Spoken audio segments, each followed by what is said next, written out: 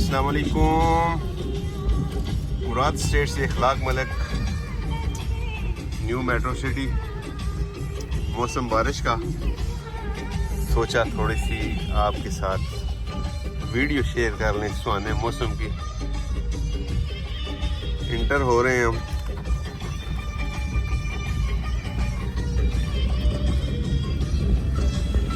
बारिश के बाद जो मौसम है माशाल्लाह बहुत ही सुहाना। ये एंट्रेंस है, मैन ब्लू वर्ड है। राइट साइड पे कमर्शियल प्लॉट हैं और ये लेफ्ट साइड में भी कमर्शियल।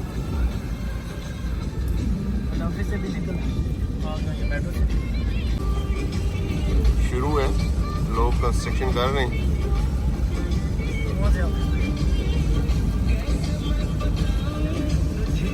कैसा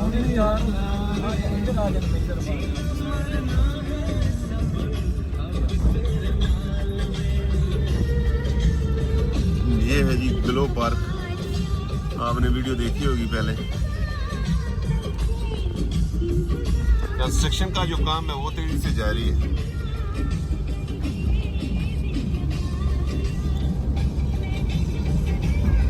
आज मौसम अच्छा है तो पार्क में भी रश है।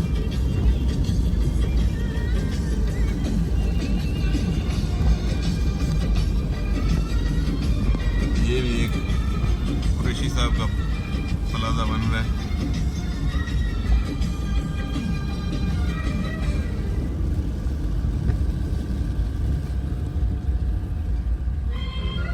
ट्रफलगार स्क्वायर,